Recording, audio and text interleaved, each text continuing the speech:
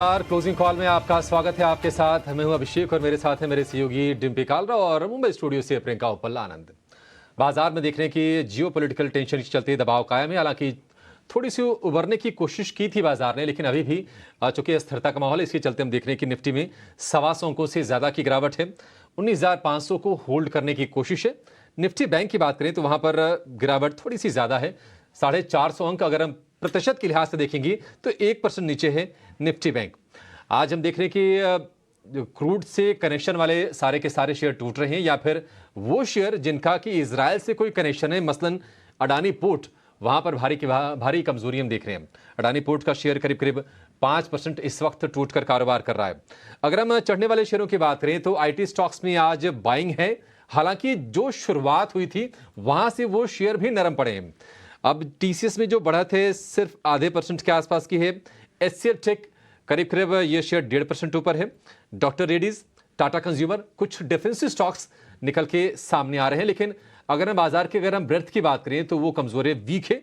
मंदड़ियों की गिरफ्त में बाजार दिख रहा है, क्योंकि 400 शेयर हरे निशान में और उसके मुकाबले करीब करीब 1800 शेयर इस वक्त लाल निशान में कर रहे हैं कारोबार। और हफ्ते का ये है आखिरी घंटा। इंडिया विक्स 10% का उछाल है, 11.5 के आसपास का इंडिया विक्स है। इसके मायने क्या है ये भी समझेंगे, लेकिन निश्चित तौर पर कमजोरी बाजार में साफ दिख रही है। डिम्पी, 19,500 के नीचे क्या स्तर भी आज हमने देखे और यहीं से थोड़ी सी रिकवरी की शुरुआत हुई थी और ये लगा था कि शायद वो बुरा दौर बीत गया है और अब फिर से हम 20,000 की तरफ बढ़ रहे थे। फिर से ये झटका, सपोर्ट क्या फिर से चला गया है 19,300 से 400 वाली रेंज में? नहीं, सपोर्ट है। और अगर सपोर्ट जाना होता तो आज मार्केट शुरुआत में उसको दिखा देता। हालांकि खतरा पूरी तरह से भी टला नहीं है। देखिए, आज फर्स्ट रिएक्शन है मार्केट का। हमने जिस समय पुल बैक आया तब भी आपको नोटिस करा था कि पुल बैक आएगा जरूर। 150 पॉइंट की गिरावट का 50% रिकवरी आएगी, आई। उसके बाद से फिर से वहीं 150 पॉइंट पे पहुंच गए। तो उसका मतलब डाटा है कि बिल्कुल जिसे कहते हैं ना किताबी नॉलेज, वैसे बुकिश नॉलेज के अकॉर्डिंग मार्केट इसमें बिहेव कर रहा है। और मैं इसमें दो हिस्से से बोलूँगा। मार्केट ने आज का दिन तो मैच्योरिटी के साथ काटा है, लेकिन आगे भी मैच्योरिटी ये कायम रहे तो फिर मज़ा आएगा। एक और पॉइंट, आज का जो लो लगा है 480 का, जब तक आज का इंट्राडे लो ना टूटे तब तक आप मान के चलेगा कि इजराइल वाली खबर को काफ़ी हद तक बहुत बड़े पैमाने पर डिस्काउंट कर लिया आज में मार्केट ने। और अगर आज ये तोड़ता है तो फिर शायद थोड़ा एक और रिएक्शन देखना होगा, लेकिन उसकी प्रोबेबिलिटी, उसके जो चांसेस हैं वो थोड़े कम हैं। दूसरे पॉइंट, अगर आप वॉलेटिलिटी इंडेक्स विक्स को देखेंगे, हमने सुबह सुबह नोटिस करवाया था कि 11% ऊपर है। ये अभी भी ऊपर बना हुआ है, ये करीब 10% ऊपर है। लेकिन इसमें एक अच्छी चीज़ ये है, ये डर तो पैदा कर रहा है लेकिन ये ब्रेकआउट नहीं कर रहा। ब्रेकआउट का मतलब कि इसके अंदर आप एक और ऐसी चीज़ घटना लेके आइए जिससे इसका ब्रेकआउट हो जाए, फिर आपके पास प्रॉब्लम खड़ी होगी। तो फिलहाल अभी आप मान के चलिए आप जिस रेंज में थे उसी रेंज में हो। ये 19,400 से लेके 19,700 की रेंज है। आप निकल जाते आज, अगर एक घटना ईरान वाली इजराइल वाली नहीं होती तो आप निकल जाते आज ही में। लेकिन अब आप निकलेंगे नहीं, आपको 2 दिन और काटने पड़ेंगे। थोड़ा फर्स्ट्रेटेड करेगा इंडेक्स, बट ज़्यादा डरने और घबराने की बात नहीं है। और ऐसा भी नहीं है कि ये बात हम बोल रहे हैं डाटा से तो आप एकदम से कूद कूद के निफ्टियाँ बैंक निफ्टी खरीद लो, ऐसा भी नहीं है। थोड़ा रुक जाओ, देखने दो, 2 दिन में बाजार अपने आप से सब कुछ ठीक कर देगा। लेवल सबसे बड़ी बात होती है, कहते हैं ना भाव बड़ी बात है, तो कुछ अपने आप से पता लग जाएगा। प्रियंका के पास चलते हैं, मेहमानों से कनेक्ट कर रही है वो। चले ठीक है, तो ये तो हुई लेवल्स पर, इंडेक्स पर एक इनिशियल रीडिंग। लेकिन इस वक्त एक्सपर्ट्स क्या स्ट्रैटेजी बना रहे हैं, क्योंकि बाजार पर अगर दबाव है, इंपॉर्टेंट क्रूशल लेवल्स टूटे हैं, तो ऐसे में हालांकि 19,500 को ज़रूर बचा के रखा है अभी, लेकिन आप देखें तो 19,500 के पुट में भी अच्छी खासी बाइंग है। तो क्या बाजार और फर्दर स्लिप हो सकता है? एक बार टेक्निकल राय ले लेते हैं। हमारे साथ अंशुल जैन है और हमारे साथ विजय चोपड़ा भी जुड़ेंगे बाजार पर फंड में नजरिया देने के लिए, और श्रीकांत चौहान है हमारे साथ बाजार पर एक टेक्निकल नजरिया देने के लिए। Good afternoon to all of you. सबसे पहले एक बार श्रीकांत से मैं समझना चाहूँगी। श्रीकांत, आप कौन से लेवल्स को वॉच आउट कर रहे हैं, क्योंकि ज़्यादा नहीं लेकिन नीचे की एक 19,500 की स्ट्राइक में पुट में तो अच्छी खासी बाइंग हो रही है। आप नीचे की तरफ रेंज कितनी हुई खुलती हुई देख रहे हैं, या फिर यहाँ से एक रिकवरी का ट्रेड बनेगा? तो देखिए, आज के दिन में अगर या सबसे पहले गुड आफ्टरनून एवरीवन। देखिए, मुझे लग रहा है कि मार्केट जो है वो आज एक पॉज डायरेक्शन में आ चुका है। एक पॉज लेके वहां पे ही एक लेवल के आसपास कंसोलिडेट हो रहा है। मुझे लगता है कि शायद मार्केट में जो स्पेसिफिक डायरेक्शन प्रॉपर एक ट्रेंडिंग एक्टिविटी तभी दिखेगी जब मार्केट 19,600 के लेवल्स को क्रॉस करेगा, जो आज के हाईएस्ट लेवल्स हैं। और अगर मार्केट यहाँ से अगर 19,450 के लेवल्स को अगर तोड़ता है, तो वहाँ पे हमें कुछ और वीकनेस देखने मिल सकता है। तो 19,450 इम्पोर्टेंट लेवल है मार्केट के लिए, क्योंकि यहाँ पे मार्केट ने एक आइलैंड रिवर्सल जैसा फॉर्मेशन बनाया था। और अगर इन लेवल्स को रिपीटेशन में अगर मार्केट ब्रेक करता है, तो फिर हमें लगता है कि ये मार्केट यहाँ से करेक्ट होते हुए वापस 19,300 के लेवल्स तक जा सकता है। अगर हम इंडेक्स हेवीवेट्स की बात करें, तो मुझे लगता है कि मार्केट में अभी तक राइट नाउ कोई स्पेसिफिक डिसीजन नहीं हुआ है। मार्केट इसी रेंज में और कंसोलिडेट होते हुए नज़र आ रहा है। और बैंक निफ्टी में भी मुझे लग रहा है कि 43,800 के करीब बढ़िया सपोर्ट है। तो 43,800 और 44,300 के रेंज में बैंक निफ्टी भी ट्रेड करते हुए नज़र आ सकता है। तो यानी आप 19,450 पहला वो लेवल है जिसे वॉच आउट करेंगे, उसको टूटने के बाद आपको लगता है कि बाजार में और वीकनेस बढ़ सकती है। ये तो हुआ टेक्निकल नज़रिया। एक बार बाजार पर फंडामेंटल नज़रिया भी लेते हैं। विजय चोपड़ा है हमारे साथ बात करने के लिए। विजय, हालांकि सुबह ये बात ज़रूर हो रही थी कि शायद थोड़ा सेंटिमेंटली साइकोलॉजिकल इम्पैक्ट ज़रूर बाजार पर पड़ेगा, बट हिस्टोरिकल ट्रेंड जो हमने देखे हैं, जब भी ये तो खैर एक वॉर भी जो है बहुत बड़ा कोई जियोपॉलिटिकल रिस्क भी नहीं बताया जा रहा, कि ऐसे में स्टॉक मार्केट इतना रिएक्ट करती नहीं है। लेकिन आज का रिएक्शन आप सरप्राइज हो रहे हैं या बहुत हद तक आपने फैक्टर इन किया हुआ था कि ऐसा रिएक्शन आ सकता है? आप कैसे रीड कर रहे हैं इस वक्त? जिस तरीके का वॉर एस्केलेशन हुआ है, मुझे लगता है ये अभी थमने वाला नहीं है। क्रूड जो है वो जिस प्रकार से 5-6% की तेजी दिखा चुका है, हमारा इंपोर्ट बिल पूरा का पूरा हिल जाएगा। और अगर क्रूड दोबारा से 120, 140, 50 जाता है तो बहुत दिक्कत होने वाली है पूरी दुनिया को। इन्फ्लेशन प्रेशर्स पहले से ही हैं। और अभी यूएस की अगर आप बात करें, मैं ग्लोबल जियोपॉलिटिक्स की बात करता हूँ कि यूएस में डेट सीलिंग ऑलरेडी हिट हो चुकी है। वो लोग दोबारा और डॉलर छापने की बात कर रहे हैं। गवर्नमेंट शटडाउन की बात हो सकती है, पॉसिबिलिटी है। यूएस के पास सपोर्ट करने के लिए अभी बहुत ज्यादा पैसा तो नहीं है। वो ज्यादा पैसा सपोर्ट भी नहीं कर सकते इसराइल को, हालांकि इसराइल ने मदद मांगी है और कुछ यूएस ने करीब $5.5 बिलियन दिया भी है।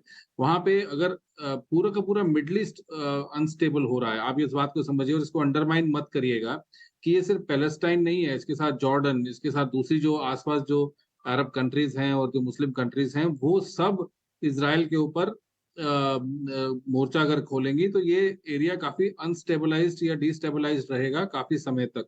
और अगर इसका रेजोल्यूशन नहीं हुआ तो क्रूड के ऊपर सबसे पहला असर पड़ेगा। पहले से ही हम लोग बहुत परेशान हैं महंगाई से, जो पूरी दुनिया को परेशान कर रही है। इवन भारत में भी अगर इंटरेस्ट रेट्स यहीं खड़े रहे या थोड़े और बढ़ने शुरू हो गए तो बहुत दिक्कत वाली बात हो जाएगी। डिफॉल्ट शुरू हो जाएंगे। यूएस में ऑलरेडी हो चुके हैं, यूरोप में ऑलरेडी हो चुके हैं। काफी कंट्रीज जर्मनी जैसी रिसेशन डिक्लेयर कर चुकी हैं। तो ये मुझे लगता है ये रिएक्शन तो आना ही था। मगर मैं ये भी कहूंगा कि बहुत ज्यादा रिएक्शन नहीं आया, ये एक अच्छी बात है। और अगर मार्केट्स यहाँ पे स्टेबलाइज हो जाते हैं या कंसोलिडेट करते हैं तो भी कोई बुराई नहीं है। मगर यहाँ से यदि गिरना शुरू होंगे तो दिक्कत हो सकती है। और मैं दोबारा से बोलता हूँ, हमारा करंट अकाउंट डेफिसिट, हमारी कंट्री की बैलेंस शीट बहुत बुरी तरीके से आहत हो सकती है अगर क्रूड और ऊपर भागता है तो बिल्कुल वेट एंड वॉच सिचुएशन है। मैं ये कहूंगा कि फ्रेश बाइंग अभी ना करें, बॉटम फिशिंग ना करें। थोड़ा सा सिचुएशन को देखें किस तरीके से वॉर आगे बढ़ती है। हम सब सोच रहे थे कि अगर यूक्रेन रशिया वॉर जो थी वो 1-2 महीने में खत्म हो जाएगी, मगर 1.5 साल हो गया है, वॉर खत्म होने का नाम नहीं ले रही है। तो कहीं ना कहीं ये पूरी की पूरी दुनिया को डिस्टेबलाइज कर सकता है और इसमें बड़ी ताकतें इन्वॉल्व हो चुकी हैं और हो भी रही हैं।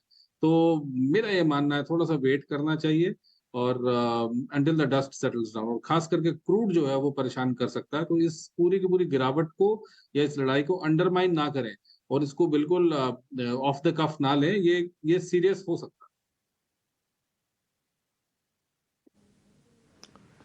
बिल्कुल गंभीर होने के पूरे चांसेस हैं और बाजार उसके संकेत दे भी रहा है, क्योंकि देखिए फर्दर डिटोरेशन भले ही ना हो, लेकिन रिकवरी जो शुरुआती सत्र में हमने देखी थी वो हवा होती ज़रूर दिखी और 125 अंकों की आसपास की गिरावट है और क्रूड के इम्पैक्ट वाले तमाम शेयर आज टूट रहे हैं। हालांकि जिनको फ़ायदा हो रहा है, जो बेनिफिशियरी है, ऑल इंडिया में उछाल भी देख रहे हैं, लेकिन ओएमसीज, पेंट, टायर, ये सारे के सारे आज सेक्टर नरम है। अब ज़रा ट्रेडिंग कॉल समझ लेते हैं कि आखिरी घंटे में आपके लिए कमाई के मौके कहाँ पर बनेंगे। शुरुआत अंशुल आपसे करना चाहेंगे। नमस्कार, बताइए कौन से स्टॉक्स हैं जहाँ पर आपका कन्विक्शन है और जो आप ट्रेड के लिए सजेस्ट करना चाहेंगे। नमस्कार अभिषेक जी। दोनों बाय कॉल रहेंगे, क्योंकि निफ्टी अगर देखें तो इस मंथ के वीवैप पे और वीकली पिवट्स के आसपास है। पहले 1 घंटे में जो सेल ऑफ आया था उसको किसी तरह का फॉलो थ्रू मूव नहीं मिला है, तो बेस थोड़े से अंडर प्रेशर है। और बैंक निफ्टी भी प्रीवियस मंथ लो को रिजेक्ट किए, सुबह उसके नीचे गई थी 5 मिनट के लिए, वहीं रिजेक्शन बना के ऊपर आई है, तो थोड़ा सा नीचे जाने में तकलीफ हो रही है। और यहाँ से अगर थोड़ी सी भी पॉजिटिव न्यूज मिलती है तो निफ्टी में एक 100-125 पॉइंट की अप मूव आ सकती है। इसलिए पहला बाई कॉल रहेगा जैन इरिगेशन पे। इसमें वीकली चार्ट पे देखें तो 4 बार की इनसाइड बार पैटर्न है, जहां से ब्रेकआउट देने की कोशिश कर रहा है। लास्ट सेशन में लगभग 9.6 मिलियन का वॉल्यूम था, जो 50 डे एवरेज वॉल्यूम से लगभग 150% ऊपर था, तो ये इंडिकेट कर रहा है कि ब्रेकआउट ऑन दी वर्ज है। यहाँ पे बाई करना चाहिए 62 पे, 59 का स्टॉप लॉस रहेगा और 71 का टारगेट रहेगा। यानी ₹1 की रिस्क अगर लेते हैं आपके दर्शक, तो ₹3 प्रॉफिट बनने की संभावना रहेगी। दूसरा है कार ट्रेड। जितनी फिनटेक कंपनीज थी सब में बहुत तेज पिटाई हुई थी आईपीओ के बाद। पेटीएम और जोमेटो चल गया है, अब कार ट्रेड के चलने का नंबर आया है। इसमें कप एंड हैंडल पैटर्न का ब्रेकआउट था और 4 हफ्ते उसको रीटेस्ट करने में लगे थे एकदम शैलो वॉल्यूम से। लास्ट वीक में अच्छे ब्रेकआउट के साथ निकला और करंट वीक में फॉलो थ्रू मूव दे रहा है। 614 पे बाइंग रहेगी, 594 का स्टॉप लॉस रहेगा और 665 का टारगेट रहेगा। यहाँ भी 1:3 का ट्रेड बन रहा है।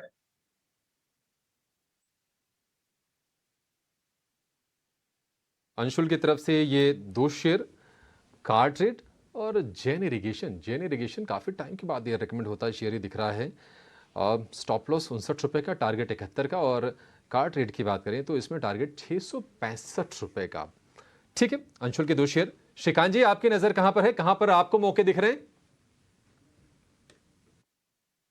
तो देखिए, आज अगर हम ओवरऑल इस मार्केट को देखते हैं तो यहाँ पे जो एक्टिविटी बनी है वो मिड कैप आईटी कंपनीज, कुछ एक फार्मा कंपनीज और साथ ही साथ कुछ एक मुझे लगता है कि ऑटो कंपनीज में भी एक सिलेक्टिव बाइंग इंटरेस्ट बना हुआ है। स्पेसिफिकली मुझे लग रहा है कि अगर करंट लेवल से अगर मुझे अगर कोई स्टॉक पसंद आ रहा है तो वो है डॉक्टर रेड्डी, जो 5498 5500 के करीब ट्रेड कर रहा है।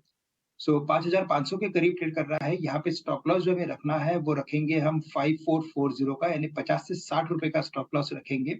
टारगेट्स नजर आते हैं वापस से एक बार अराउंड 5700 के, तो 5700 तक के टारगेट्स भी ये छू सकता है। काफी अच्छा इसमें करेक्टिव पैटर्न कंप्लीट हुआ है और उसके बाद का इसमें रिवर्सल पैटर्न बना है। अगर हम कुछ ऑटो कंपनीज की बात करें, because mid cap IT companies में नो डाउट अच्छा परफॉर्मेंस है, लेकिन वो अपने स्टॉप लॉस से काफी दूर है। तो मुझे लगता है कि अगर कुछ ऑटो कंपनीज में फोकस करें तो टीवीएस मोटर्स, जो 1533 34 के करीब ट्रेड कर रहा है, यहाँ पे हमें लगता है कि मोमेंटम काफी स्ट्रांग है। एवरी टाइम ये स्टॉक रैली करता है, साइडवेज कंसोलिडेट करता है और उसके बाद और एक रैली में कन्वर्ट होता है। तो करंट लेवल से अगर इसे लॉन्ग करते हैं तो स्टॉप लॉस रहेंगे अराउंड 1490 के, तो 1490 का स्टॉप लॉस रखें। टारगेट्स नजर आते हैं 1620 रुपए के। कैसा डन, आपकी भी ट्रेडिंग कॉल हमने नोटिस कर लिया है। ये जो ऑटो कंपनीज है ना, ये अच्छी है इनफैक्ट, और डॉक्टर रेड्डीज़ पे तो आज शॉर्ट कवरिंग हो रही है। 12 बजे में हमने इस शो को डिस्कस किया था, तो यहाँ पे शॉर्ट कवरिंग का ट्रेंड था और हमने अक्षय भी भागवत से भी पता किया था, वो कह रहे हैं कि ठीक है चल जाएगा ये शेयर। और सब श्रीकांत भी कह रहे हैं कि अच्छा चलने वाला शेयर है ये। 5700 टारगेट है, नोट करके रखिएगा। आगे बढ़ते हैं, अब ज़रा उन शेयर्स पे आते हैं, क्योंकि ये आज चोपड़ा जी ने वो बात छेड़ी है, तो मेरे को ज़रा पता करना ज़रूरी है कि उन शेयर्स में क्या किया जाए। विजय जी, आपको मालूम है IVRCL और रेल विकास निगम जैसे कई शेयर्स चले थे जब मोदी जी ने अनाउंसमेंट किया था उस रेल कॉरिडोर से, जिस रेल कॉरिडोर का इत्तेफाक एक बार अडानी पोर्ट से भी था और दूसरा फिर आगे इसराइल से होके वो यूरोपियन कंट्रीज़ में जाता। आज ज़्यादातर शेयर्स में गिरावट है। ये वनडे एपिसोड है या फिर इनको भी समय देना होगा, क्योंकि जैसे जैसे मामला आप बता रहे हैं कि आगे बढ़ सकता है, इसका मतलब इन शेयर्स में या तो गिरावट आएगी या तो ये यहीं रुके रहेंगे। सर, आपका एनालिसिस क्या कहता है, गिरावट आएगी कि यहीं रुके रहेंगे? निम्बी, कहना बहुत ही मुश्किल है कि गिरावट आएगी या यही रुके रहेंगे। ये अगर सबको ये बात पता होती, डायरेक्शन पूरा क्लियर होता, तो शायद कुछ और करने की आवश्यकता थी ही नहीं।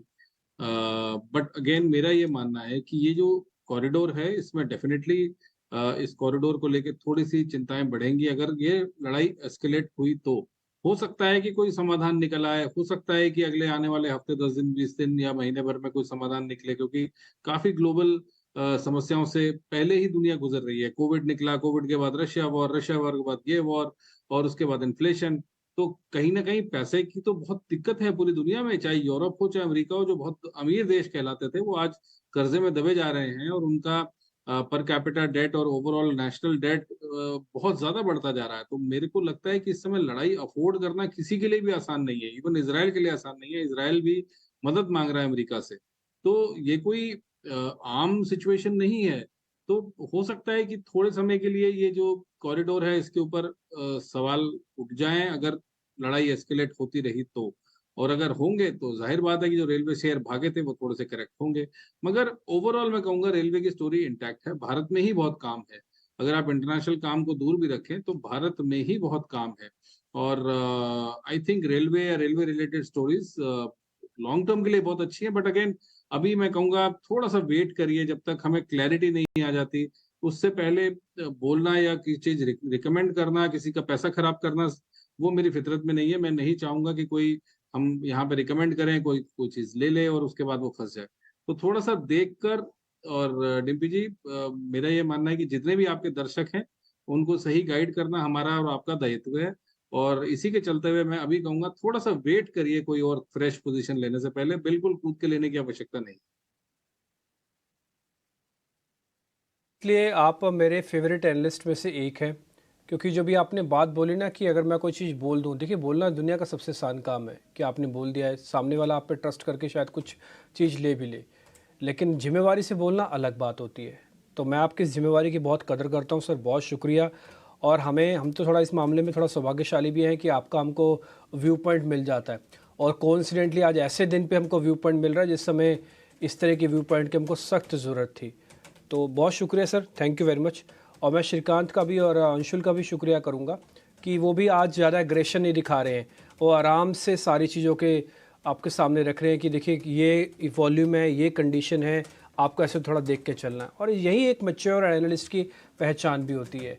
खैर मैं आगे बढ़ूंगा, शरद के अपने साथ जोड़ लेते हैं, क्योंकि ये मामला जो हम डिस्कस कर ही रहे हैं उससे जुड़े हुए शेयर्स भी पता कर रहे हैं, तो कुछ और रिसर्च शरद ने भी निकाली है इसी इजराइल और फिलिस्तीन वाले मामले से जुड़े हुई। आइए शरद को कनेक्ट करते हैं और उनसे ज़रा समझते हैं। शरद ज़रा बताएं आप। जी बिल्कुल, सबसे पहले मैं बता दूं कि जो लंबे अवधि के जो निवेशक हैं उनको याद रखिए कि कोई भी वॉर होता है तो उसमें कोई बड़ा इम्पैक्ट नहीं देखने मिलता है। ये जो हमने सेंसेक्स के डेटा से जो वहाँ से निकाले हैं, गल्फ वॉर की बात करें 1991 में, तो वहाँ पे देखें तो सेंसेक्स के लेवल्स में ऑलमोस्ट 12% का जो है इंक्रीज़ देखने मिला था ड्यूरिंग द वॉर। और वही अगर हम बात करें तो वॉर ऑन टेरर जो 2001 से लेकर 2021 तक हुआ था, वहाँ पे भी जो रिटर्न्स के बारे में बात करें तो वहाँ पे भी आप देखेंगे लगभग आप 19 गुना जो है सेंसेक्स बढ़ा था। लेकिन पिछले 3 बड़े जो मुठभेड़ हुए हैं फिलिस्तीन और इजराइल के बीच 2014, 2018 और 2021, ये तीनों डेट्स में आप देखिए शुरुआत और अंत के जो लेवल्स है सेंसेक्स के, तीनों बार में जब भी लड़ाई हुई है सेंसेक्स जो अपने ओपनिंग लेवल से हायर पे ही क्लोज हुआ है हर साल के एंड में। तो आप देख सकते हैं कि ओवरऑल कोई इम्पैक्ट जो है बाजार में नहीं पड़ता है लॉन्ग टर्म बेसिस पे। हाँ, शॉर्ट टर्म बेसिस पे, वीकली बेसिस पे 2 या 3 ट्रेडिंग सेशन में दबाव ज़रूर देखने मिल सकता है। बट सवाल उठता है कि कौन सा अहम ये स्टॉक्स है जो फोकस में रहने वाले हैं। भारत और इजराइल के बीच जो ट्रेड रिलेशंस है, कहाँ पे इम्पैक्ट देखने मिल सकता है। तो 2 मेजर कैटेगरी है। एक तो ऑफकोर्स आपके कह सकते हैं कि डिफेंस वाले स्टॉक्स है, HAL, भारत फोर्ज जैसे स्टॉक, जहाँ पे टेक्निकल नो हाउ जो होती है, नॉलेज, उसकी शेयरिंग की बात होती है। इसके अलावा दूसरा ग्रुप आता है रेलवे स्टॉक्स का, जो ऑलरेडी फोकस में इसीलिए है क्योंकि जो मिडिल ईस्ट का कॉरिडोर है उसको इजराइल के थ्रू जाता है, तो उसके कारण जो है स्टॉक्स में तेज़ी भी आई थी। लेकिन अभी जो है सिर्फ फिजिबिलिटी रिपोर्ट्स बनी है, कुछ काम शुरू नहीं हुआ है। इसके अलावा जो है अदानी पोर्ट्स का जो हाइफा पोर्ट है वो उनको एक्वायर किए हैं, और वहाँ से भी अदानी पोर्ट्स ने भी कहा है कि सिर्फ 3% का टोटल रेवेन्यू जो कंट्रीब्यूशन टोटल वॉल्यूम्स में आता है। इसके अलावा सन फार्मा में ऑलमोस्ट 72% स्टेक टैरो फार्मा में होल्ड किया। लेकिन याद रखिए टैरो फार्मा का सारा मैन्युफैक्चरिंग प्लांट और 90% बिजनेस US में है, तो देखा जाए तो ज़्यादा इम्पैक्ट कोई भी लिस्टेड कंपनीज को नहीं पड़ने वाला है। रहे हैं कि ये सारे स्टॉक ज़रूर हैं जो इम्पैक्ट हो सकते थे, लेकिन अभी किसी तरह का इम्पैक्ट नहीं दिख रहा है, और शायद ना भी पड़े इन पर, क्योंकि बहुत नेसेंट स्टेज पे चीज़ें थी और it's too early to drive on a conclusion. ठीक है, बहुत बहुत शुक्रिया शरद, ये सारे स्टॉक्स और ये सारी रिसर्च हमें समझाने के लिए। तो ओवरऑल जिस नोट पर हम शुरुआत भी कर रहे थे कि जब भी पुराने जब भी हिस्ट्री में हमने डेटा देखा है उसमें बहुत बड़ा इम्पैक्ट स्टॉक मार्केट पर, लिस्टेड कंपनीज पर नहीं पड़ा है। हालांकि इसे देखना होगा कि कितने दिन तक ये डिस्ट्रप्शन ज़रूर क्रिएट करता है, क्योंकि साइकोलॉजिकली थोड़ा सा प्रेशर तो क्रिएट होता है, और आप इसीलिए देख रहे हैं बाजार में अच्छी खासी आज वन साइडेड आपको डाउन साइड दिख रही है। लेकिन कुछ स्टॉक्स हैं जो इस बाजार में अच्छा भी कर रहे हैं, क्योंकि वहाँ पर न्यूज़ का ट्रिगर अलग है, और उसमें से एक स्टॉक है आयशर मोटर। ये एक्सक्लूसिव खबर भी है हमारी। आयशर मोटर अपने नॉन कोर कारोबार से एग्जिट करना चाहता है। उनके पास कुछ रेलवेज का भी बिजनेस था और उससे निकलने पर विचार कंपनी कर रही है। अच्छी खासी कैपिटल इन्फ्यूजन हो सकती है, लगभग कंपनी 4000 करोड़ की ये इन्फ्यूजन, ये वैल्यूएशन एस्कॉट्स कुबोटा की मैं बात करूँ, गलती से आयशर मोटर मुंह से निकल गया। 4000 करोड़ की वैल्यूएशन इस पर्टिकुलर बिजनेस के लिए चाहती है, और आप एस्कॉट्स को देखेंगे तो ये इतना बुरा नहीं कर रहा है इस बाजार में भी।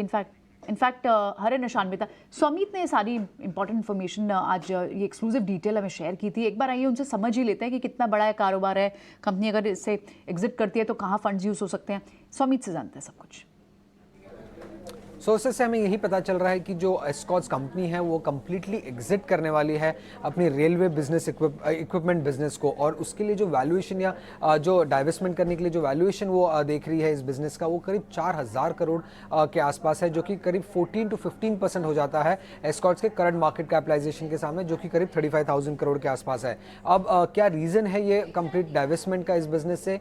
तो यही मेन रीज़न है कि जो रेलवे बिजनेस है वो नॉन कोर बिजनेस रहा है एस्कॉट्स के लिए, और कुबोटा के एक्विजिशन के बाद कंपनी का मेन फोकस रहेगा ट्रैक्टर बिजनेस को ग्रो करने के लिए। इनफैक्ट जो भी प्रोसीड्स इस डाइवेस्टमेंट से आएंगे वो भी कंपनी अपने ट्रैक्टर बिजनेस के एक्सपेंशन के लिए यूटिलाइज कर सकती है आगे चल के। अब रेलवे बिजनेस की अगर हम बात करें तो वो करीब 9% कॉन्ट्रीब्यूट करता है कंपनी के रेवेन्यू पे, और 10% कॉन्ट्रीब्यूट करता है कंपनी की एबिट पे। और ऑफ लेट अगर हम देखें तो रेलवे बिजनेस का अच्छा खासा ग्रोथ देखने मिला है, क्योंकि एक्सपोर्ट्स ऑर्डर ज़्यादा मिले थे। इनफैक्ट Q1 में भी अगर आप देखेंगे तो एक इलेक्ट्रिक पैनल के लिए एक ऑर्डर, बड़ा ऑर्डर कंपनी को मिला था, और कंपनी की जो ऑर्डर बुक है अभी वो करीब 950 करोड़ के आसपास है। और FY18 से FY23 में अगर आप देखेंगे तो कंपनी का जो रेवेन्यू और एबिट है वो करीब 3 टाइम्स ग्रो किया है। अब हमने एस्कॉट से भी कमेंट लेने की कोशिश की थी इस न्यूज़ पे, बट उन्होंने यही कहा कि वो कमेंट नहीं करेंगे मार्केट स्पेकुलेशन वाले न्यूज़ को लेके। बट हमें सोर्सेस से यही पता चला है कि 4000 करोड़ का वैल्यूएशन कंपनी देख रही है रेलवे इक्विपमेंट बिजनेस को लेके, और इसको कंप्लीटली वो डाइवेस्ट करने वाली ही जल्दी।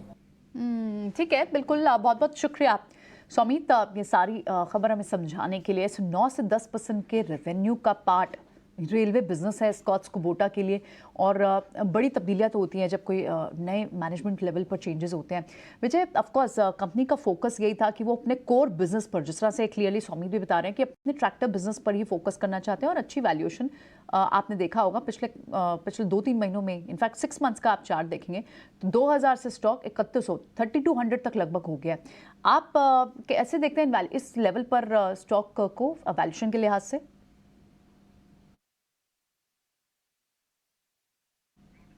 विजय, प्लीज अनम्यूट योरसेल्फ। सो मुझे ऐसा लगता है कि अभी बहुत अच्छा रनअप हो चुका है।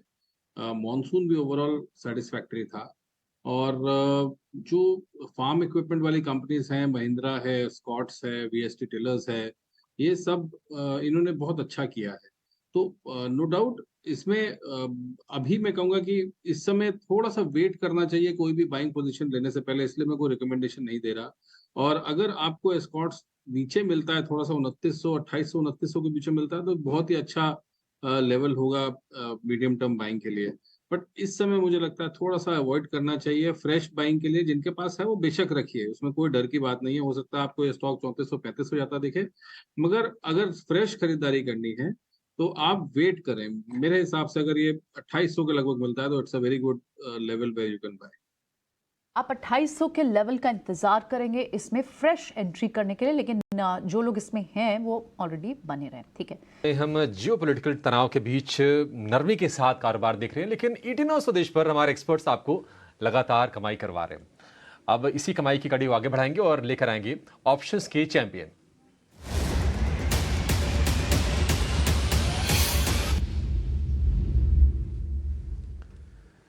विनय रजानी हमारे साथ जुड़ गए हैं, हमारे आज के खास मेहमान। विनय, बहुत शुक्रिया आपका समय देने के लिए। बताइए क्या ट्रेड करें, कहां बनेगा पैसा? जी, गुड आफ्टरनून। तो देखिए, हम देख पा रहे हैं कि एक बैंकिंग सेक्टर में से अच्छा खासा अंडर परफॉर्मेंस है। जैसे आज आईटी सेक्टर और फार्मा सेक्टर से, एक डिफेंसिव सेक्टर्स में से एक अच्छा आउट परफॉर्मेंस दिखा है।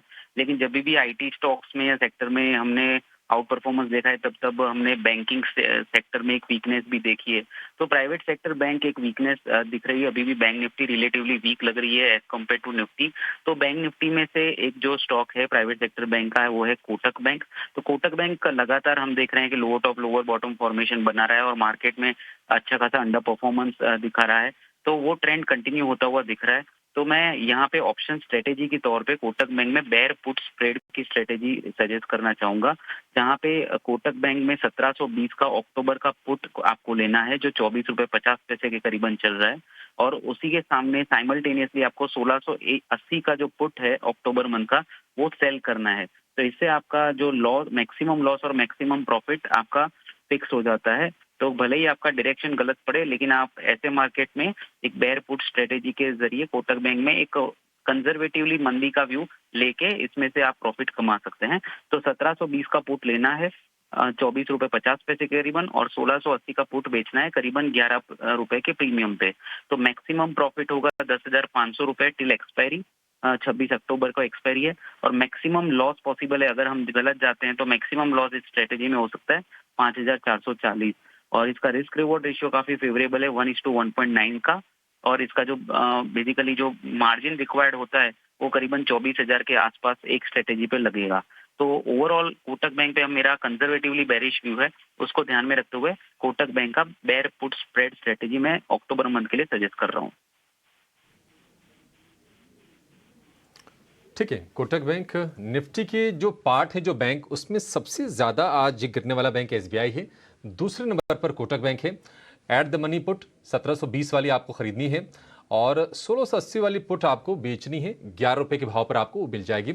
अधिकतम मुनाफा 10,560, और जैसा कि विनय ने कहा कि रिस्क रिवॉर्ड रेशियो बहुत आकर्षक है 1:2 का ऑलमोस्ट। तो अधिकतम मुनाफा 10,560 का और अधिकतम जो नुकसान है 5,440 रुपए का। विनय, बहुत शुक्रिया आपका आज समय देने के लिए और ये बेहतरीन स्ट्रैटेजी हमारे दर्शकों को बताने के लिए। लेकिन आज आईटी स्टॉक्स में देखने की थोड़ी बहुत जो बाइंग है, HCL टेक 1.5% ऊपर है। टीसीएस ने शुरुआत ठीक की थी, लेकिन टीसीएस ऊपरी स्तर से थोड़ा सा फिसला है, अपने गेंस को अब बचा कर रखने की कोशिश कर रहा है। अभी भी 0.25% के आसपास की हम उसमें तेजी देख रहे हैं।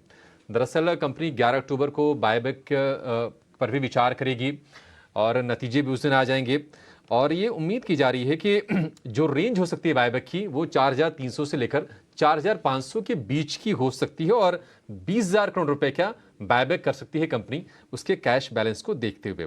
60,000 करोड़ रुपए के आसपास का कैश है और कंपनी 1/3 बायबैक पर खर्च कर सकती है। टीसीएस चोपड़ा जी, क्या करना चाहिए शेयर में? नतीजों से पहले कुछ इसमें आप राय सुझाएंगे, कोई पोजीशन लेने की, या नतीजे आ जाएं, सारे अनाउंसमेंट सामने आ जाएं, उसके बाद ही कुछ करें? टीसीएस में बायबैक अनाउंस हुआ और उसके चलते हमने देखा कि किस तरीके से लगभग 3400 से करीब 250-300 रुपए की तेजी देखने को मिली। मुझे लगता है आईटी बेहमौत है और लॉन्ग टर्म तो कहीं दिक्कत है ही नहीं। टीसीएस सबसे बड़ी आईटी कंपनी है और दिग्गज है अपने आप में। तो मेरा ये मानना है कि कभी भी गिरावट में मिलता है तो बहुत ही अच्छा बाय है, मगर अभी ऑलरेडी बहुत चल चुका है। दोबारा से आइटरेट करूंगा कि जिनके पास है वो रखिए, कोई दिक्कत नहीं है, मगर जो अभी फ्रेश एंट्री करना चाहते हैं थोड़ी गिरावट का इंतजार करिए। और अगर टीसीएस नहीं है तो फिर इन्फोसिस में आप जा सकते हैं। इन्फी भी बहुत अच्छे लेवल्स पे है और मुझे लगता है कि इसमें अच्छी तेजी बन सकती है। तो ये भी एक आईटी बेहमौत है। यदि टीसीएस का मौका छूट चुका है तो मगर इन्फी में आप अभी यहाँ पर खरीदारी कर सकते हैं। मुझे लगता है यहाँ पे यदि आप लेते हैं तो 1600 1650 तक का लेवल, 200 रुपए की तेजी यहाँ से मिल सकती है। तो इन्फी भी बहुत स्ट्रॉन्ग कंपनी है, बड़ी कंपनी है, लार्ज कैप है, आईटी बेहमौत है।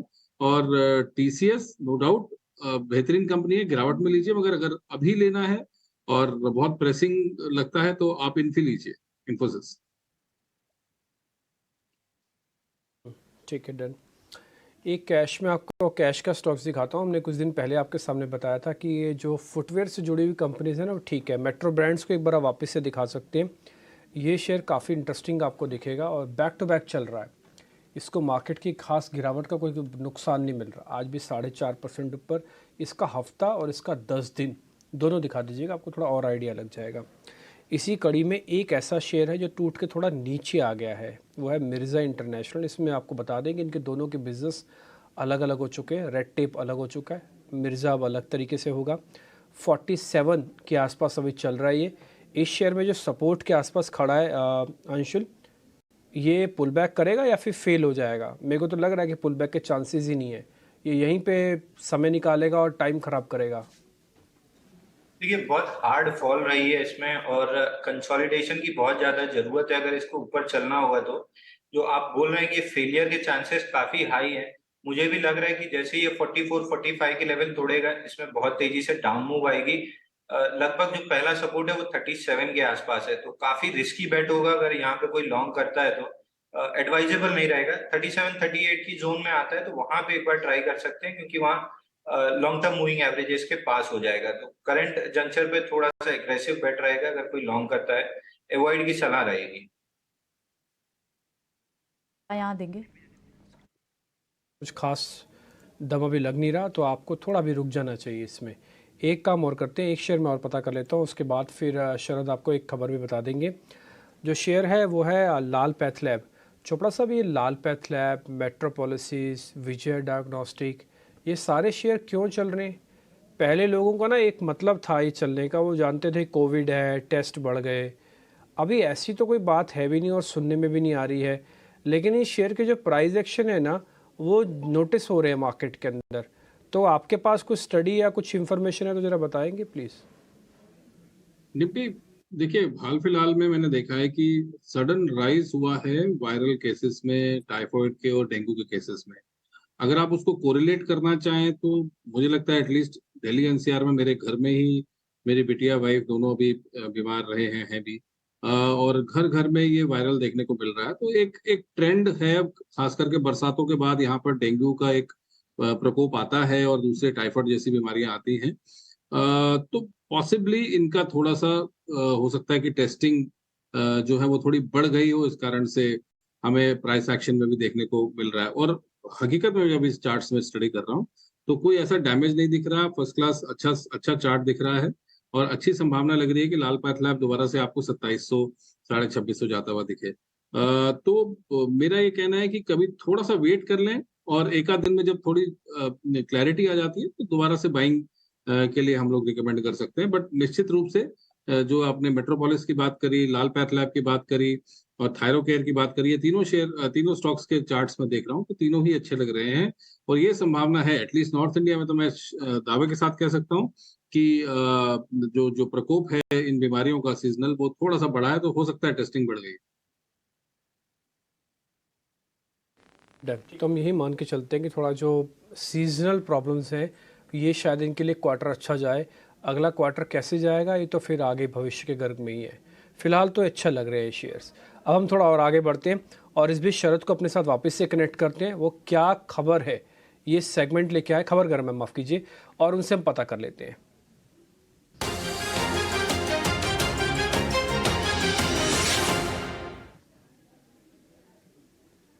शरद बताएं क्या चल रहा है डील रूम में।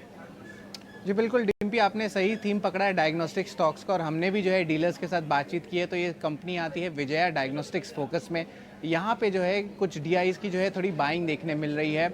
और इम्पॉर्टेंट बात ये भी कि वॉल्यूम्स की बात करें तो ऑलमोस्ट 6 टाइम्स उनके 20 डे एवरेज पे जो है वॉल्यूम्स पे जो है देखा जा रहा है आज ट्रेड हो रहा है। और इम्पॉर्टेंटली ये भी बता दूं कि 2 अहम दिग्गज डीआईज हैं जिन्होंने ऑलरेडी इन्वेस्ट किया हुआ है कंपनी में। इनके नाम है निप्पॉन म्यूचुअल फंड और एक्सिस म्यूचुअल फंड, जहाँ पे लगभग 5 से लेकर 7% तक का ये जो है स्टेक होल्ड कर रहे हैं। हमने थोड़े चैनल चेक्स किए और यहाँ पे थोड़ा फंडामेंटली पता चला कि जो डायग्नोस्टिक कंपनीज़ हैं वहाँ पे ओवरऑल प्राइसिंग प्रेशर्स जो थी, पहले जो कंपटीशन हो रही थी पिछले 2 या 3 साल में, अब उसमें जो है इम्प्रूवमेंट देखने मिल रहा है। इसका मतलब आगे जाते हुए जो है हाई मार्जिन रिलेटेड सर्विसेज पे ज़्यादा फोकस रहने वाला है। और कुछ लेवल्स पे प्राइस हाइक्स भी लिए गए हैं कुछ सर्विसेज में जहाँ पे बंडलिंग हो रही है। हमारी जो बातचीत ग्राउंड लेवल पे है और ये भी पता चला कि जो सेकंड क्वार्टर है सीक्वेंशियली जो है मार्जिन से जो है एक अच्छी इंप्रूवमेंट देखने मिल सकती है। और आज सुबह मेट्रोपोलिस हेल्थ केयर के भी ऑपरेशनल नंबर्स में स्ट्रेंथ देखने मिला। तो ओवरऑल जो है विजया डायग्नोस्टिक्स फोकस में रहेगा, जहाँ पे डीआई की बाइंग देखने मिल रही है। ये जो है हमारे ट्रेडर से बातचीत से पता चल रहा है। डायग्नोस्टिक काउंटर्स में अच्छी मूव है। आप विजय डायग्नोस्टिक पे खबर लेकर आए हैं और आप सारी डायग्नोस्टिक स्पेस को अभी जब बात भी कर रहे थे डिम्पी यहाँ, और मेट्रोपोलिस हॉस्पिटल के अच्छे बिजनेस अपडेट्स आए थे, उस वजह से भी उस स्टॉक में मूव है। और शायद एक ये रीज़न भी हो सकता है कि इस एंटिसिपेशन पूरे स्पेस में आपको एक अच्छा रब ऑफ दिखाई दे रहा है। लेकिन शुक्रिया शरद, ये बताने के लिए, आज की खबर बताने के लिए बहुत बहुत शुक्रिया। बढ़ेंगे आगे, कुछ और स्टॉक्स में देखते हैं, क्योंकि अब BTSC ट्रेड्स पे एक बार डिस्कस कर लेते हैं। IT स्टॉक्स में आज एक अच्छी मूव है, चाहे वो लार्ज कैप हो चाहे वो स्मॉल कैप हो। श्रीकांत, लेकिन क्या ये कैरी फॉरवर्ड ट्रेड्स हैं? आप IT स्टॉक्स पे क्या करेंगे?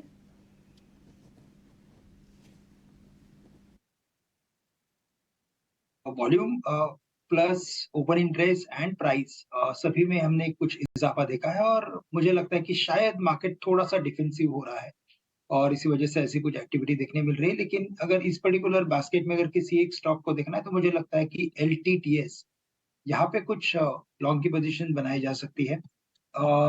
इसमें जो फॉर्मेशन बना है वो क्लियरली इंडिकेट कर रहा है कि प्राइस एक्शन और वॉल्यूम एक्शन ने प्रीवियस स्विंग हाई के काफी नजदीक का एक फॉर्मेशन बनाया है। तो करंट लेवल से अगर मैं लॉन्ग करता हूँ तो यहाँ से ये स्टॉक एक बार 4900 के लेवल्स कम से कम दिखा सकता है। तो 4750 4750 के करीब लॉन्ग की पोजीशंस बनाई जा सकती हैं। स्टॉप लॉस हम रखेंगे यहाँ पे अराउंड 4700 के, तो 4700 का स्टॉप लॉस रखें, टारगेट्स 4950। ठीक है, LTTS आपको यहाँ पसंद आ रहा है। IT स्टॉक्स एक्चुअली डिफेंसिव ही हो गए हैं, जितने नेगेटिव थे इसमें ऑलरेडी प्राइस्ड इन है, और इस वक्त आपको कुशन नीचे की तरफ डाउनसाइड काफ़ी हद तक कुशनड है। इस वजह से भी IT स्टॉक्स इस वक्त डिफेंसिव की तरह बिहेव कर रहे हैं। लेकिन इस बीच एक खबर इंश्योरेंस स्पेस से अनुराग लेकर आया है। सितंबर में नॉन लाइफ इंश्योरेंस कंपनियों के जो आंकड़े हैं वो आ चुके हैं, और किस तरह की फिगर्स लग रही हैं एक बार अनुराग से समझते हैं। अनुराग बताएं, क्योंकि लास्ट टाइम तो बहुत अच्छे दमदार फिगर्स थे, इस बार कैसे आए हैं? नॉन लाइफ इंश्योरेंस सेक्टर के लिए सितंबर का महीना काफ़ी शानदार रहा है। सितंबर के जो आंकड़े हैं वहाँ पर प्रीमियम ग्रोथ 25% दर्ज की गई है, और इसी के साथ अगर हम पहली छमाही की बात करें अप्रैल से लेके सितंबर तक, तो वहाँ पर भी नॉन लाइफ इंश्योरेंस सेक्टर का जो प्रीमियम है वो 18% बढ़ा है। 18% की बढ़ोतरी के साथ जो प्रीमियम है वो 1,37,000 करोड़ पहुंच गया है पहले 6 महीनों में। इसके अलावा प्राइवेट जो जनरल इंश्योरेंस कंपनी है उनका सितंबर में 21% प्रीमियम बढ़ा है, और पहली 6 महीने के अंदर भी उनका जो प्रीमियम ग्रोथ है वो 21% है। PSU इंश्योरर्स की जो प्रदर्शन है सितंबर में तो अच्छा रहा, लेकिन पहले 6 महीनों में जो PSU जनरल इंश्योरेंस कंपनियों की ग्रोथ है वो 12% ही है। अगर हम स्टैंड अलोन हेल्थ इंश्योरर्स की बात करें तो उनके द्वारा भी 25% ग्रोथ दर्ज की गई है पहली छमाही के अंदर, अप्रैल से लेके सितंबर तक, और सितंबर के अंदर भी 23%। लिस्टेड प्लेयर की बात करें तो न्यू इंडिया एश्योरेंस का प्रीमियम ग्रोथ जो है वो करीब 8.5% देखने को मिला है सितंबर में, और पहली छमाही की अगर हम बात करें तो 11.7% की premium growth new India assurance ने देखी है। ICICI लोम्बार्ड का अगर प्रीमियम ग्रोथ की बात करें तो सितंबर में 13% प्रीमियम ग्रोथ दिखी है, और पहली छमाही में 18% प्रीमियम ग्रोथ के साथ जो कुल प्रीमियम है ICICI लोम्बार्ड का सितंबर तक वो 12,472 करोड़ हो गया। स्टार हेल्थ की अगर हम बात करें, stand alone health insurance company, तो इनका जो प्रीमियम ग्रोथ है पहली छमाही में 18% बढ़ा है, और वो बढ़ के 6,680 करोड़ हो गया है। और सितंबर के महीने की बात करें तो 15% की प्रीमियम ग्रोथ जो है स्टार हेल्थ में भी दिखी है। तो मार्केट शेयर जो है प्राइवेट कंपनीज़ का बढ़ रहा है, PSU कंपनीज़ का घट रहा है। न्यू इंडिया का मार्केट शेयर अब 13% हो गया है।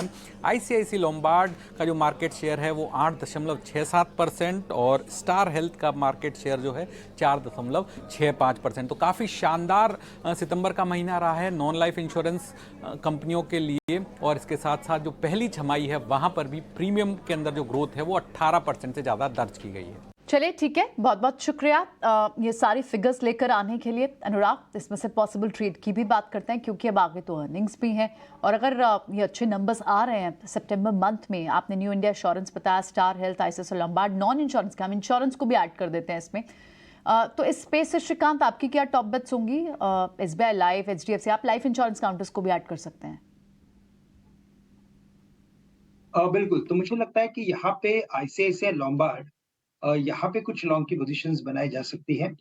ये स्टॉक अगर देखा जाए तो पिछले ऑलमोस्ट 3 या 4 महीने से एक ही रेंज के अंदर ट्रेड कर रहा है, 1400 के ऊपर नहीं जा रहा है, और 1250 1250 के करीब एक अच्छा सपोर्ट इसमें बनते जा रहा है। तो करंट लेवल से मुझे लगता है कि अगर कोई भी करेक्शन अगर आता है तो क्लोज टू 1250 1260 में लॉन्ग की पोजीशंस बनाई जा सकती है। हमें लगता है कि स्टॉक वापस से एक बार 1400 के लेवल्स दिखा सकता है। तो downside is highly protected as compare to other insurance companies. तो करंट लेवल से आईसीआईसीआई लोम्बार्ड में लॉन्ग की पोजीशंस बनाए। ठीक है, लॉन्ग की पोजीशन बनानी है आईसीआईसीआई लोम्बार्ड में। अब आईसीआईसीआई लोम्बार्ड के बाद बात करेंगे आईटीआई की। 225 रुपये 90 पैसे का आज इसने हाई बनाया है और हमने लेवल 200 सवा 200 के लेवल पहले भी देखे थे, वहाँ से प्रॉफिट बुकिंग आई, 175 के आसपास शेयर गया, वहाँ से क्या मजबूत रिबाउंड फिर से हम शेयर में देख रहे हैं। स्मैश के नाम से करीब करीब 1 महीने पहले खबर आई थी कि उन्होंने पर्सनल कंप्यूटर लैपटॉप लॉन्च किया था और उस खबर के बाद जो गर्मी बनी आईटीआई के शेयर में वो आज तक बनी हुई है। 225 रुपये 90 पैसे का हाई आज के सत्र में बना है। चोपड़ा साहब, क्या करना चाहिए आईटीआई के शेयर में, क्योंकि ये खबर आई थी, खबर के बाद शेयर को हमने चलते देखा, जो स्मार्ट जो थोड़े ट्रेडर थे उन्होंने प्रॉफिट टेकिंग भी की, फिर से शायद एंट्री की होगी लोअर लेवल पर। आपको लगता है कि ये तेज़ी सस्टेन करेगी? और दूसरा सवाल, क्या ये लेवल भी ठीक है आईटीआई में इन्वेस्टमेंट्स के लिए?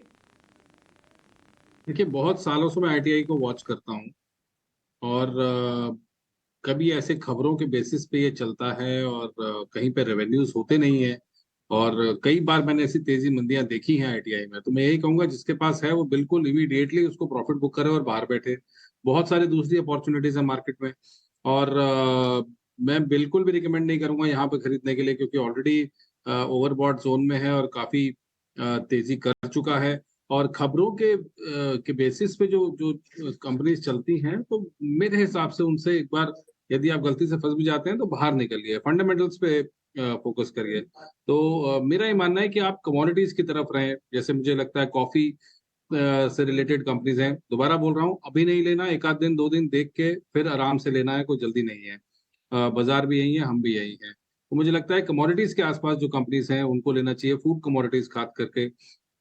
डिफेंस कंपनीज अच्छी लगती हैं क्योंकि इस बार दोबारा से जब जंग हुई है तो दोबारा से जो कंट्रीज हैं अपनी जो जो स्टॉक पाइल है आर्म्स एम्युनिशन का वो खरीदारी शुरू करेंगे। तो मुझे लगता है बीडीएल जो है, भारत डायनेमिक सरकार की कंपनी है, बहुत अच्छा है। तो एक और सेक्टर मुझे अच्छा लगता है वो है शुगर। शुगर इसलिए अच्छा लगता है, मैंने पहले भी कई बार बोला है कि एथेनॉल ब्लेंडिंग जो है वो एक मेजर रेवेन्यू स्ट्रीम बन चुकी है। एथेनॉल जो है वो मेजर स्ट्रीम बन चुकी है क्योंकि एथेनॉल ब्लेंडिंग की वजह से सरकार या ओएमसीज बहुत ज्यादा एथेनॉल खरीद रही है। मैंने दिल्ली में खुद चैनल चेक किया, देखा कई जगह पर 20% ब्लेंडेड पेट्रोल डीजल भी मिलना शुरू हो चुका है, बहुत कम जगहों पे है, शायद टेस्टिंग चल रही है। तो ये बात ये बहुत दूर दराज बात नहीं लग रही मुझे कि हम भी वेनेजुएला की तरह, ब्राजील की तरह 50-60% तक ब्लेंडिंग करेंगे। उसका फायदा ये होगा जो इंटरनेशनल क्रूड है, जो बहुत वॉलेटाइल कमोडिटी है और हमारे देश के बैलेंस शीट को असर करता है, करंट अकाउंट डेफिसिट को असर करता है, तो जितनी हम ब्लेंडिंग करेंगे उतनी हमारी डिपेंडेंस क्रूड पे कम हो जाएगी। तो इसके चलते मुझे लगता है फेस्टिव सीजन भी है और ये कारण भी है कि एथेनॉल ब्लेंडिंग होनी है, तो शुगर कंपनीज पे फोकस करें। और बिल्कुल भी खबरों वाली कंपनीज में जो खबर आई और भागे और उसके बाद कोई फंडामेंटल्स नहीं है, दोबारा से औंधे मुंह गिर जाते हैं, फिर सालों लेके बैठे रहते हैं इन्वेस्टर्स, तो वो वैसा काम नहीं करना है हमने। और कोशिश ये करनी है कि हम जितनी अच्छे फंडामेंटल्स हों, देखिए nobody can be absolutely right और 100% करेक्ट इन द मार्केट्स, हमसे भी गलतियां होती हैं, बट फिर भी कोशिश ये करें कि अपना चैनल चेक करें, बैलेंस शीट्स पढ़ें, सेक्टर को देखें, सेक्टर के फ्यूचर को देखें, तभी निवेश करें। तो मैंने जो बोला, डिफेंस मुझे अच्छा लगता है, मुझे शुगर अच्छा लगता है, और अभी डिम्पी जी ने चर्चा करी कि जो जो लैब्स हैं वो अच्छा करेंगे, ऑटो में भी सिलेक्टेड कंपनीज जो हैं वो अच्छा कर सकती हैं। तो अभी थोड़ा सा वेट करके, जैसे ही कुछ ये जो धूल है वो नीचे गिरती है, डस्ट सेटल होती है, क्लैरिटी आती है, तो फिर दोबारा से बाइंग हम रिकमेंड कर सकते हैं। और मुझे लगता है आईटीसी जैसा स्टॉक भी गिरावट में लिया जा सकता है, बहुत ही अच्छे लेवल्स पे है, लॉन्ग टर्म प्लेयर्स आईटीसी ले सकते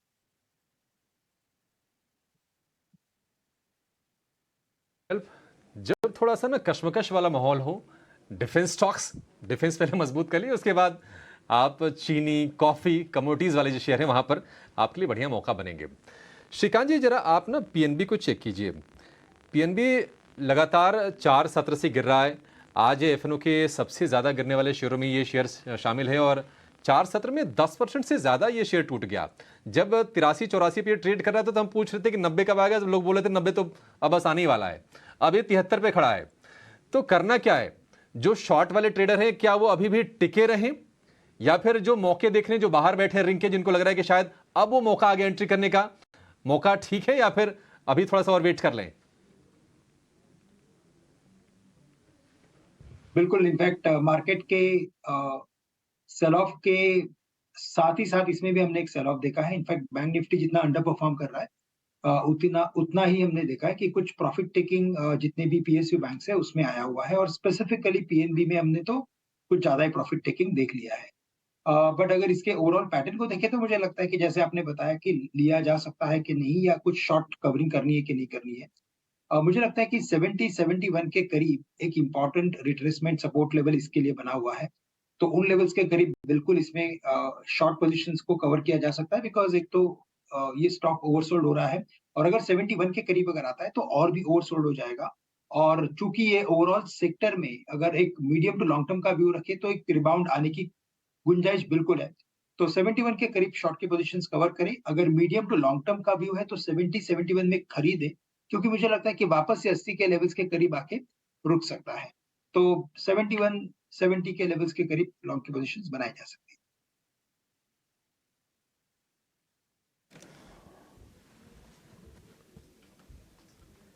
ठीक है, 70-71 की रेंज में लॉन्ग की पोजीशन बनाई जा सकती है पीएनबी के शेयर में। आज हम देख रहे हैं कि एमसीएक्स में शुरुआती तेजी थी, लेकिन एमसीएक्स भी ऊपरी स्तर से अब ये फिसल के दिन के निचले स्तरों पर जाकर कारोबार कर रहा है।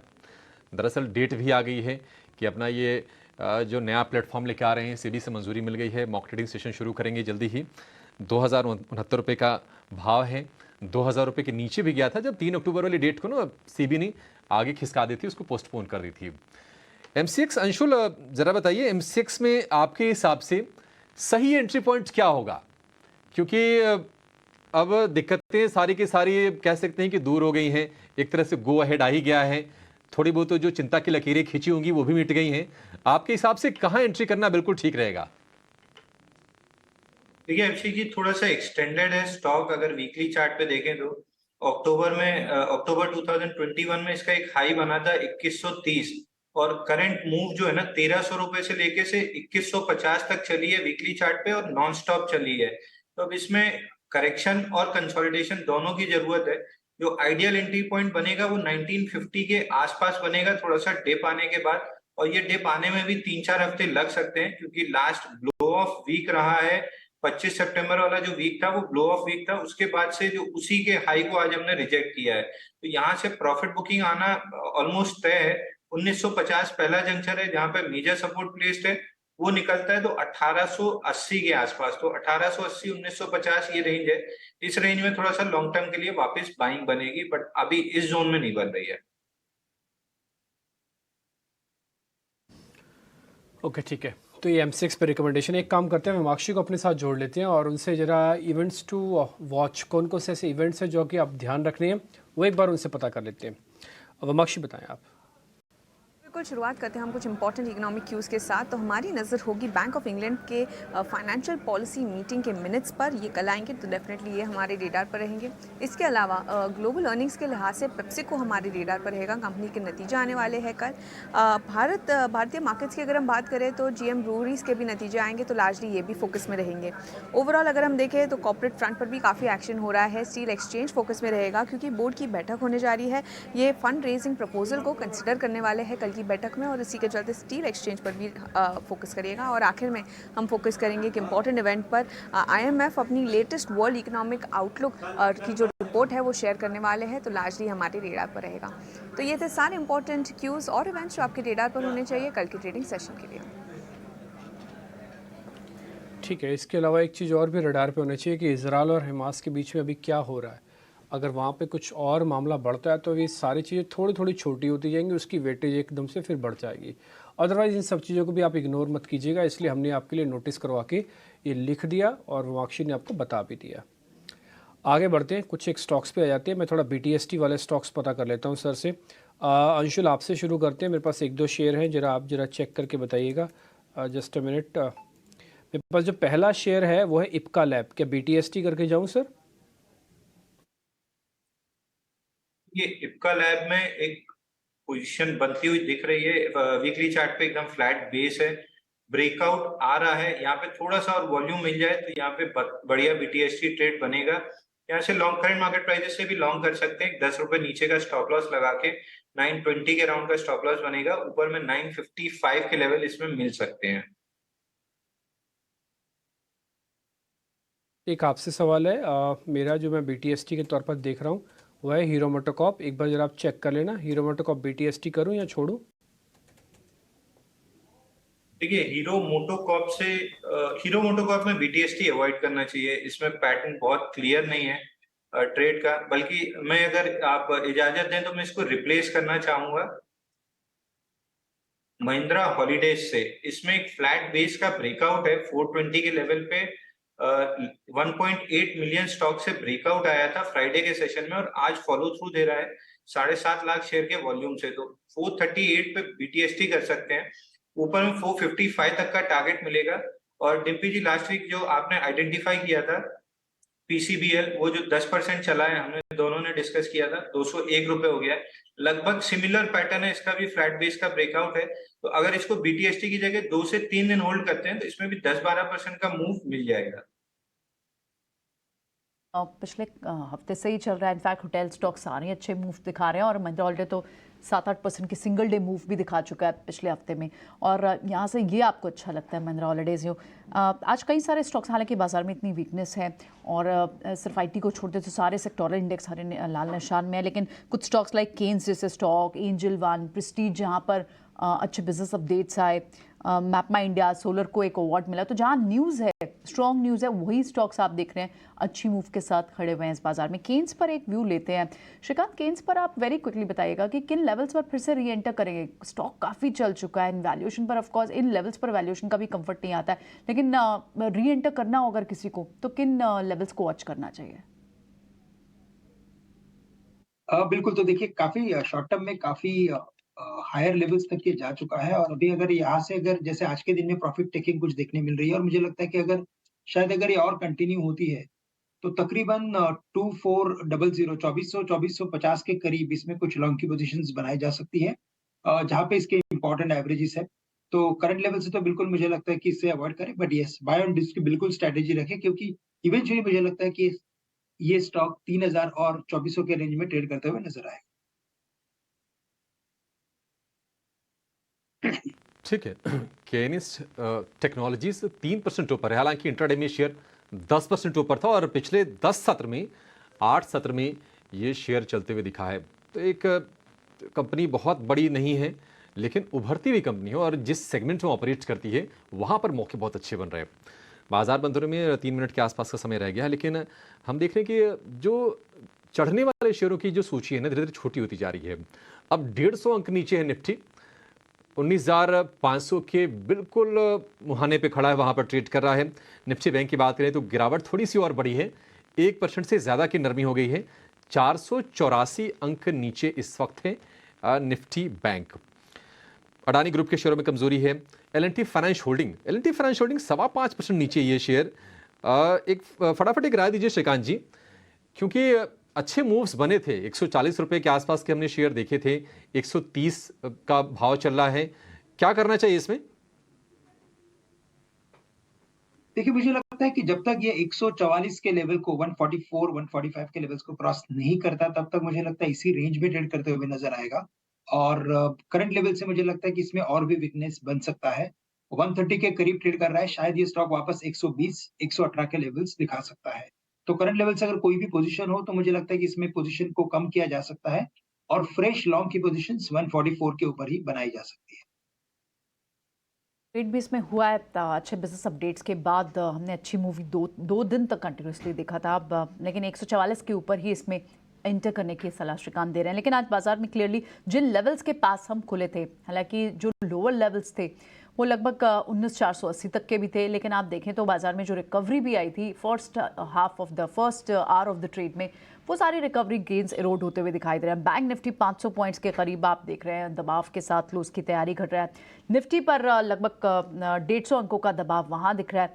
तो ओवरऑल बाजार में आज जिस तरह का एक दबाव के साथ ही खुला था, मार्केट और रिकवरी एक बार अटेम्प्ट तो हुई थी, बैंक निफ्टी लो से लगभग 200 पॉइंट्स रिकवर भी हुआ था, लेकिन दिन भर प्रेशर रहा है और सारे सेक्टर्स ने इसमें कंट्रीब्यूशन दिया है।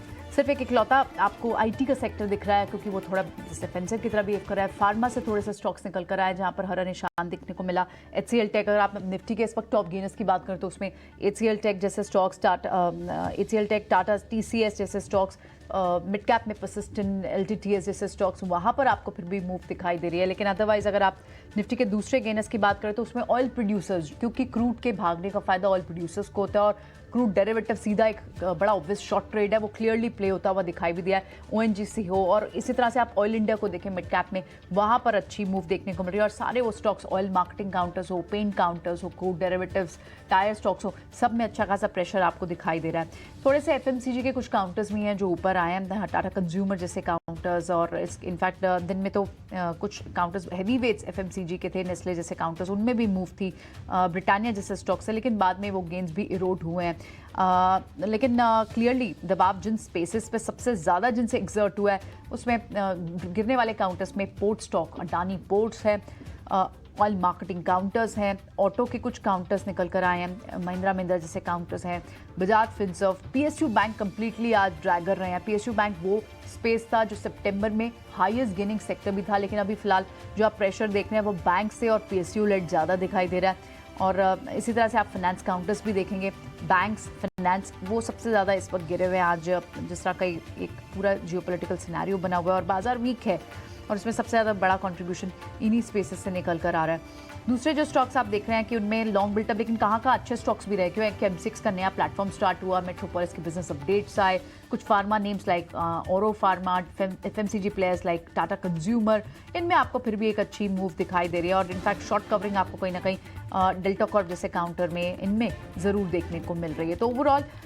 इस वक्त आप अगर US फ्यूचर्स को भी देखें तो वहाँ पर भी लगा आधा % की कमज़ोरी दिखाई दे रही है। देखना होगा कि आज US मार्केट्स कैसे रिएक्ट करती है, ग्लोबल क्यूज़ हमें किस तरह से मिलते हैं, इस पूरे मैटर पर इजराइल और पैलेस्टीन के बीच किस तरह का सिनेरियो बनता है, इस मूवमेंट को थोड़ा वॉच आउट करना होगा। क्रूड की चाल जो अभी $86 के आसपास है उसे कॉशियसली देखना होगा और कल हम क्या रिकवरी की अटेम्प्ट करते हैं या फिर थोड़ा 19,450 एक इंपॉर्टेंट लेवल अभी श्रीकांत बता रहे थे, अगर वहाँ हिट होता है तो नीचे और डाउनसाइड खुल सकती है, थोड़ा वॉचफुल होना पड़ेगा इस वक्त बाजार पर।